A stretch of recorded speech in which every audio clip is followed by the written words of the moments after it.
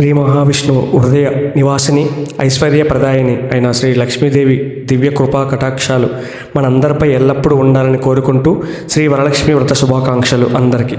శ్రావణ మాసం అంటేనే నోములు వ్రతాలకు ఆలయం. అందున శ్రావణ మాసంలో పౌర్ణమికి ముందు వచ్చే శుక్రవారం నాడు శ్రీ లక్ష్మీదేవిని ఉపాసించడం మన సనాతన సాంప్రదాయం. అత్యంత మహిమాన్వితమైన ఈ వరలక్ష్మి వ్రతాన్ని ఆచరిస్తే అష్టైశ్వర్యాలు దీర్ఘ సుమంగళి ప్రాప్తం సిద్ధిస్తాయని భక్తుల విశ్వాసం. ఈ వ్రతం వెనక ఒక సుందరమైన కథ ఉంది. కైలాసంలో పరమశివుడు పార్వతీదేవికి ఉపదేశించిన వ్రతం ఇది. కుండినా నగరం అనే ప్రాంతంలో చారుమతి అనే ఒక ఉత్తమ ఇల్లాలు ఉండేది.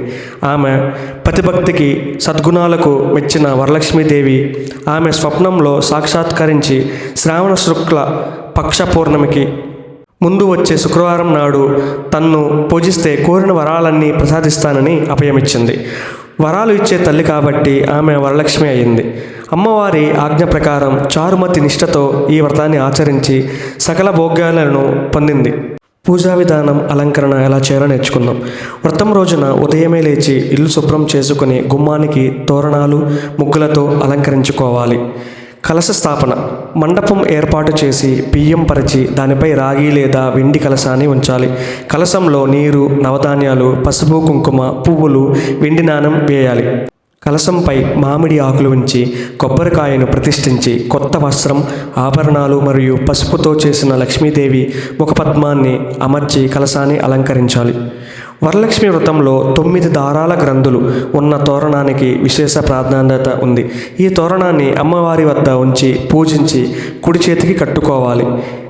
పరమాన్నం, దద్దోజనం, గారెలు, పూర్ణం బూరెలు వంటి విశేష పిండి వంటలను అమ్మవారికి నివేదించాలి. వరలక్ష్మి వ్రతాన్ని ఆడంబరంగా కాకపోయినా భక్తి శ్రద్ధలతో ఆచరిస్తే చాలు. అమ్మవారు సంతోషించి అష్టలక్ష్మి రూపాల్లో మన ఇంట కొలువై ఉంటుంది. సమస్త ధన, ధాన్య, విద్య, విజయ సంతోషాలను ప్రసాదిస్తుంది. పూజ ముగిసిన తర్వాత ముత్తైదువులకు తాంబూలాలు అందించి ఆశీర్వాదాలు తీసుకోవడం శుభకరం.